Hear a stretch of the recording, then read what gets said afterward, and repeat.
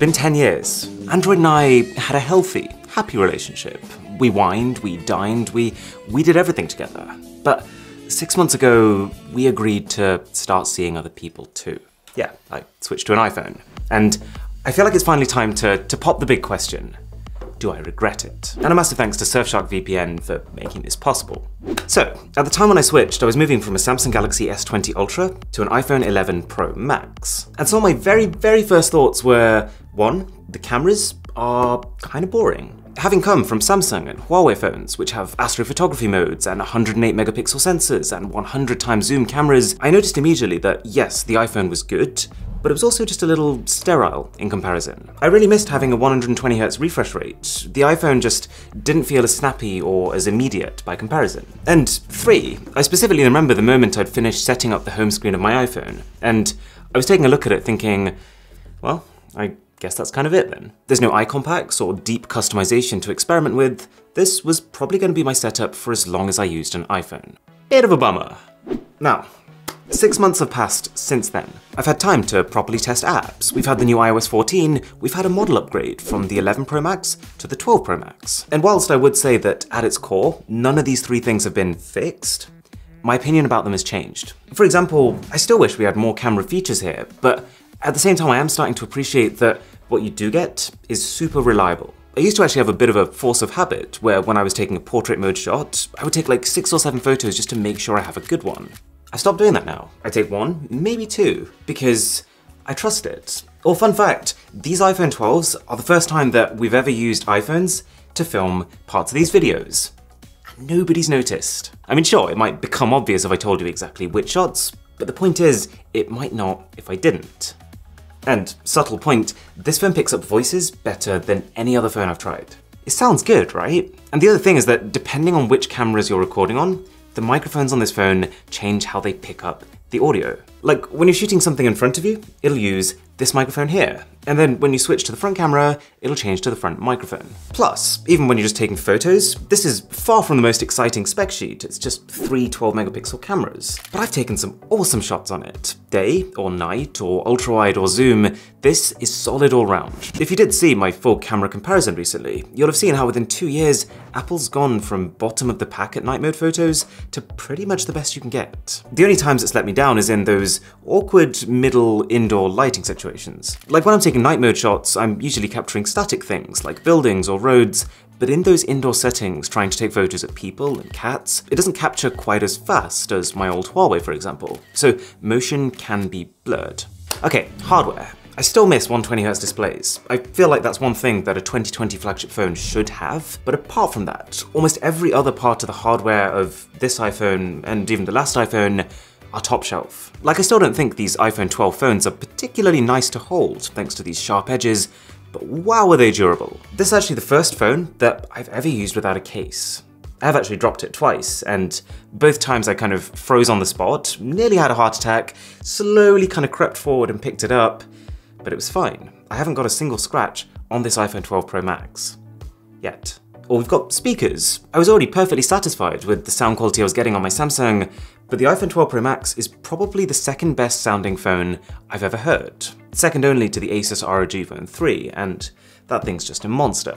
But I think the biggest hardware change moving from Android to iPhone is that when you're on an iPhone, you kind of stop thinking about the hardware. And that doesn't mean that this is the best spec'd phone on the planet, it's not. This doesn't have the biggest battery, this doesn't have the highest resolution display, it definitely doesn't have the most RAM, but the software is so optimized that it runs well regardless. Even actually on last year's iPhone, I couldn't find a single app on the App Store that didn't work or wasn't compatible. I didn't find a single game that my phone wouldn't play at the highest possible frame rate. And that kind of polish, that also carried through to what I produced with those apps. Like the quality of my voice notes from WhatsApp, that jumped from here to here, moving from Samsung to iPhone. The video call quality that the other person sees, that improved too. And probably the best example of this is Snapchat and Instagram stories. Without fail, since jumping, every time I've posted an Instagram story, somebody has asked me, what phone was that taken on?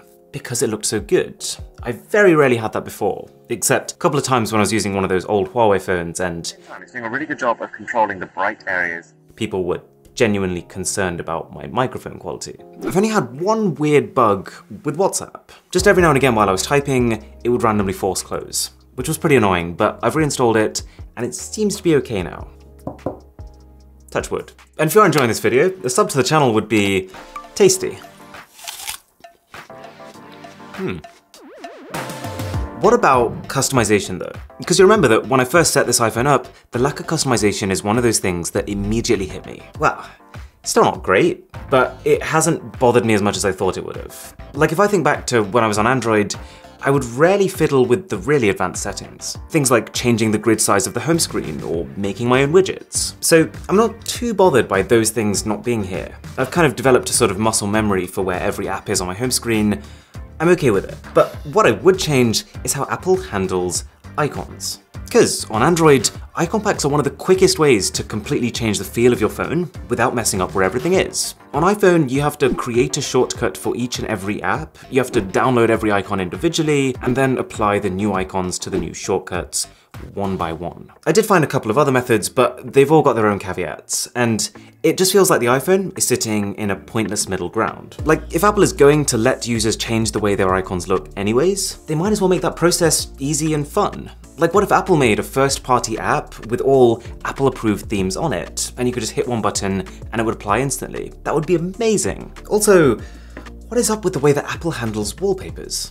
How is it that the way to change a wallpaper is still to find settings, to scroll down, to hit wallpaper, to hit choose new wallpaper, to pick a category, pick a wallpaper, click set, and then click set both? It's more complicated than my relationship status. And while you do technically get some inbuilt dynamic moving wallpapers, as far as I can see, unless you jailbreak your phone, there's no way of getting any more. The only live wallpapers that you can download are actually just static wallpapers that can move, but only if you hold down whilst being on your lock screen. But I just don't understand in what situation anyone would ever do that. So it's not perfect, but it is better than it used to be. iOS 14 means you can now add a bit of personality to your home screen. And the fact that they allow widgets from third-party apps is a solid step forward.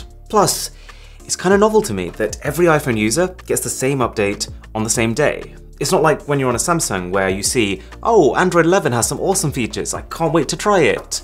Like next year or something, when I actually get the update. No, it almost felt like a community day on Twitter when everyone got iOS 14 at the same time, and it felt like the whole world was showcasing all the new setups they'd made using it. Also, just on the note of customization, I've also realized that while yes, the internal customization you can do on the iPhone is much worse than Android, the external customization you can do is greater. You know I have that smartphone gadget series, right? Where I showcase all those weird but wonderful accessories? Well, of the 150 or so gadgets I've shown in that series, probably only 5 of them don't support iPhones. Whether it's cases, whether it's camera lenses, or gaming controllers, I think most companies build for iPhone first. And it makes sense. Even though Samsung usually sells more phones overall, Apple sells far more phones on average per model. And so if your company can only build, let's say, a case design for 10 different phones, you're going to make sure that the iPhones are part of that. Plus, you've also just got the fact that iPhone users have a higher propensity to spend on accessories. So, no, this is not my dream experience. But at the same time, for each one of those issues that I had to start with iOS and iPhones, the somewhat uninteresting cameras, the lacking hardware, the poor customization, they've not disappeared, but they have become less of a problem. One more thing though, Apple is definitely a company who operates on a if it ain't broke, don't fix it philosophy. And so I would say of all brands of phones, with Apple, you probably have the least actual change between generations. Like if you look at Samsung's phones last year versus this year, huge change. If you look at Xiaomi's phones, huge change again. But it's not really the case here. When Apple makes changes, it's usually because they're planning on keeping them. They have a formula that works, and they want to make careful, incremental improvements to it. Whereas when a lot of Android phone makers add features, they've got no intention of keeping them. It's more a case of, we've got this new phone, how do we make something cool for this model that people are going to talk about? So you'll quite often have Samsung or Huawei or Xiaomi announce something amazing. Let's say that their next phone is going to have 100 times camera zoom, and then on their following model after that, they decide, well, most people actually didn't need that. Let's just make it 50 times now. And so for Apple, I think this slower strategic build, it's both a bad thing and a good thing. I've been using an iPhone now long enough to experience what it's like upgrading from one to the next. And it was one of those cases where I was so excited, I ripped open the packaging, I transferred all my stuff, but then there was a little moment of, okay, everything's transferred and everything looks the same. I guess I'll just carry on doing what I was doing.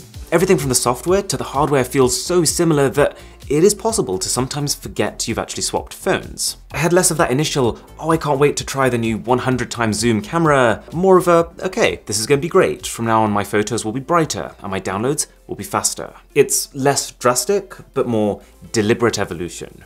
Okay, so to conclusively answer the question, do I regret switching to iPhone? Huh. No.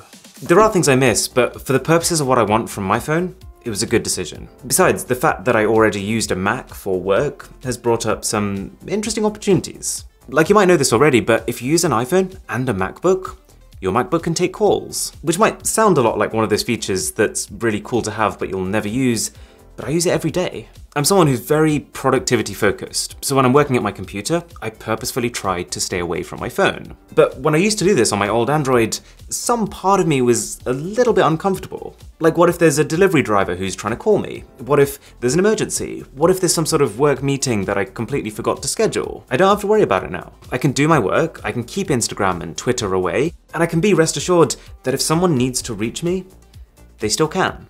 AirDrop is good enough that even though I transfer a lot of photos between phone and computer, I haven't had to plug my phone in once to do that transfer. When you're trying to find a Wi-Fi to connect to on the go, you can always just connect straight to your iPhone's internet from your laptop. It's a great feature. And I don't use this one much, but if you're browsing the internet on your phone, it's pretty slick that with one tap on your computer, you can carry on exactly where you were. So, the takeaway of all of this is that if you're on an Android right now, and you look at iPhones and think, well, that sucks, it's missing this, you're probably in the right place. There's a lot to like about Android. But if you're in the position that I was in, where you're kind of on the fence, you're using an Android phone, but you're looking at iOS like, damn, that integration looks amazing, then I don't think it's a decision you'd regret. It's worth at least trying it. Okay, you've probably heard me talk about Surfshark VPN for a while now.